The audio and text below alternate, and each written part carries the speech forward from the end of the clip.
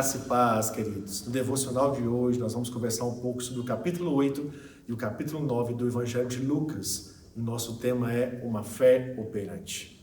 Quando você medita nesses dois capítulos, você vai perceber que Jesus tinha uma agenda ministerial intensa. Ele começou a pregar em várias cidades, em várias regiões, e as multidões começaram a segui-lo. E Jesus, em muitos momentos, começou a ensinar essas multidões por parábolas. Uma delas que Jesus ensina aqui é a parábola do semeador, onde ele diz que o semeador saiu a semear e cada semente que foi lançada, ela foi lançada num tipo de solo, num tipo de ambiente, e aquele solo, aquele ambiente foi determinante para a germinação, o crescimento e a saúde daquela semente. Um pouco depois, em particular, os discípulos chamam Jesus e pedem a explicação daquela parábola. Jesus então ensina que a semente, na verdade, é a palavra de Deus e que o solo, na verdade, é o nosso coração.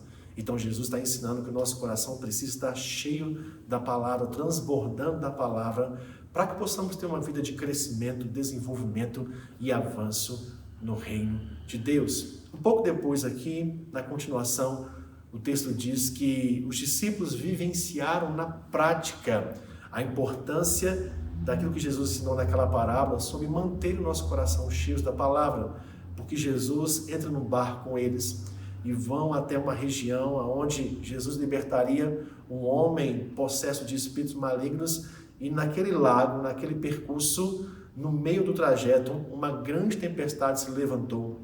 E o texto diz que os discípulos ficaram desesperados ao ponto de acharem que iriam morrer naquela tempestade.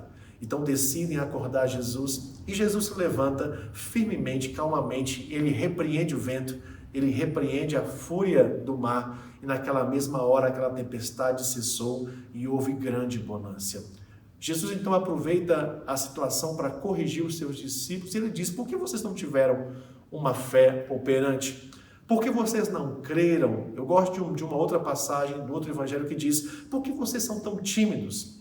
Em outras palavras, por que vocês não acreditaram? Vocês poderiam terem lidado com essa situação. Então, quando nós estamos com o nosso coração cheio da palavra, transbordando da palavra, firmes na palavra de Deus, independente das tempestades, das situações que se levantarem no nosso propósito, nosso caminhar de vida, nós vamos saber lidar com elas, e todas elas serão vencidas pelo poder da palavra e pelo poder do nome de Jesus. Quando eles retornam daquele lago, já existia uma multidão aguardando Jesus na praia. Quando ele desce, o texto aqui diz que Jairo, o chefe da sinagoga, um homem influente, um homem respeitado pela sociedade, ele se prostra diante de Jesus, ele clama a Jesus para que pudesse ir até a sua casa e ali pudesse orar, curar a sua filha que estava gravemente doente. Lucas aqui nos mostra que aquela filha de Jairo era filha única e tinha 12 anos de idade. Então Jesus decide ir com Jairo até a sua casa, mas no meio do caminho, o texto diz que Jairo indo com Jesus, a multidão seguindo, uma mulher. E os evangelhos relatam que essa mulher, ela é chamada de mulher do fluxo de sangue porque ela tinha uma doença incurável. Ela ouve falar de Jesus, ela crê em Jesus, ela decide ir até Jesus e tocar nele, e ela acreditava que ela seria curada. Então ela vai, ela consegue enfrentar a multidão, passar pela multidão, e ela toca em Jesus. E o texto diz que Jesus percebeu que o poder de Deus havia saído dele, e então pergunta quem o tocou diferente. E ali, quando conseguiram encontrar, aquela mulher se apresenta e diz para Jesus que foi ela. E Jesus falou: a tua fé te salvou, a tua fé te curou, vá em paz. Quando Jesus acaba de falar, uma pessoa da casa de Jairo chega e diz: Jairo, a sua filha acabou de morrer.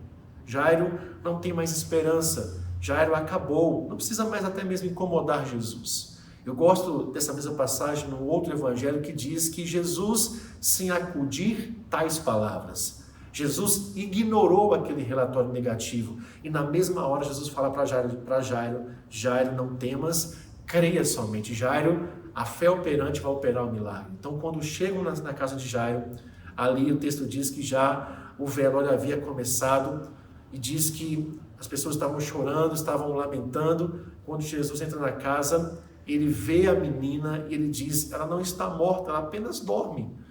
E as pessoas que estavam naquele velório começaram a rir, começaram a zombar, E Jesus, percebendo aquele ambiente de dúvida, de incredulidade, ele então pede todos que pudessem sair daquela casa, e ali ficou só ele, os discípulos e Jairo, e ele pega na mão daquela filha de Jairo, ele ordena que ela se levante, e ela volta à vida completamente bem.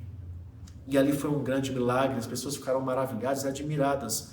E eu gosto de pegar essas duas histórias que está aqui no capítulo 8 e trazer um paralelo e mostrar que, independente, né, se a situação que se levanta contra nós, ela surge do nada, uma situação inesperada, vem de uma forma totalmente contrária para tentar abater, destruir as nossas vidas, ou se existe uma situação que já está há anos acontecendo, há anos se arrastando, há anos não sabendo como lidar com isso, independente de qualquer uma das situações, uma fé operante vai operar o milagre.